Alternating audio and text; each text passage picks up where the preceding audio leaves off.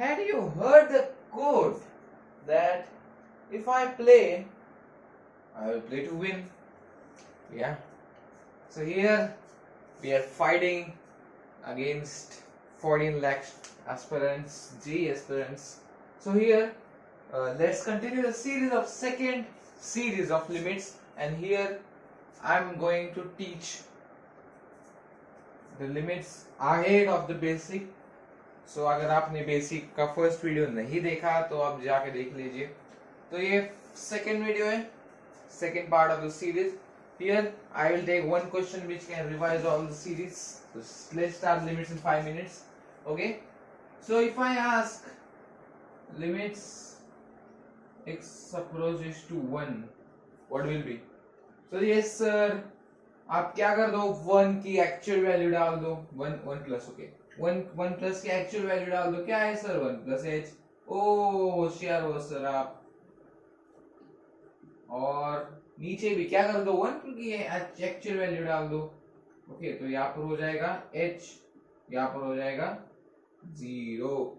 समझा? और यहाँ पर क्या है 3, 1 प्लस h प्लस 7. ओके, आगे क्या करना है?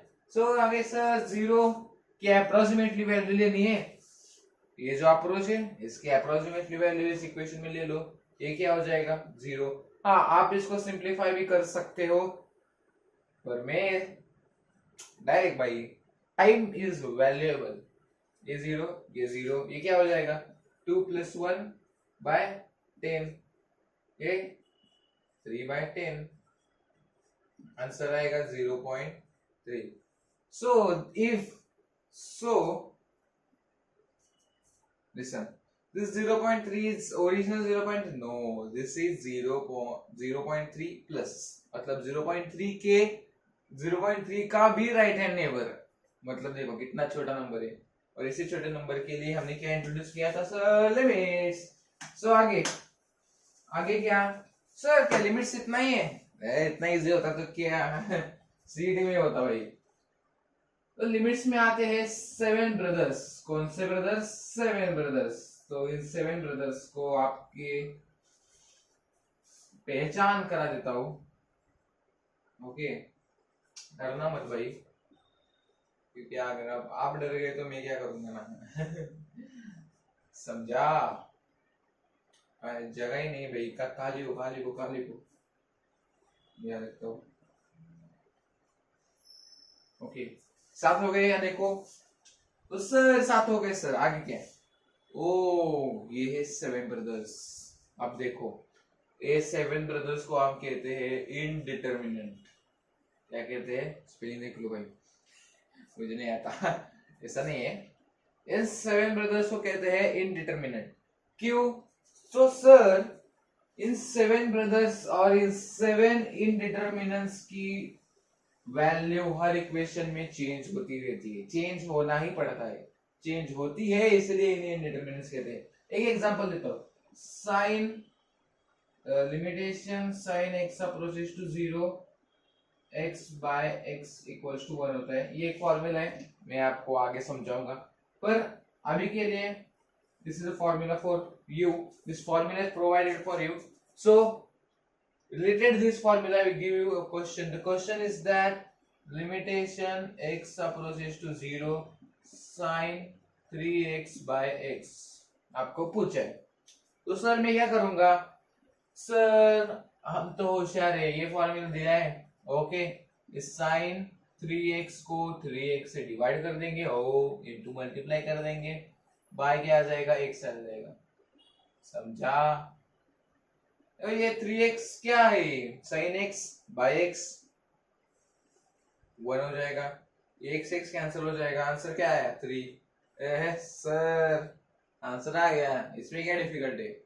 अगर मैंने यहाँ पर 9 दिया होता तो वैसे ही करते, 9x से डिवाइड मल्टीप्लाई. ओके, आंसर आ जाता 9. आपने ऑब्जर्व किया क्या? मैंने क्या कहा था? ये 0 की अप्रोक्सीमेटली वैल्यू को, मतलब 0 ही उस इक्वेशन में डालते. डालो इस इक्वेशन में 9x, 9 into 0 0 by 0 में क्या होगा? 0 by 0 फॉर्म. समझ में आ रहा है? ये इस 7 बाई में से आ गया, मतलब इसकी वैल्यू में 3 लूंगा तो आंसर 3 आएगा, ये 9 लूंगा 9 आएगा। इक्वेशन चेंज हो गई, फंक्शन चेंज हो गया, वैल्यू चेंज हो गई, बट ये 0 बाय 0 है, ये 7 बाई है। तो whenever the function comes in indeterminate form, there are various methods to solve. I want to introduce you to the 7 brothers. Now the further we will check or learn in next series, but till that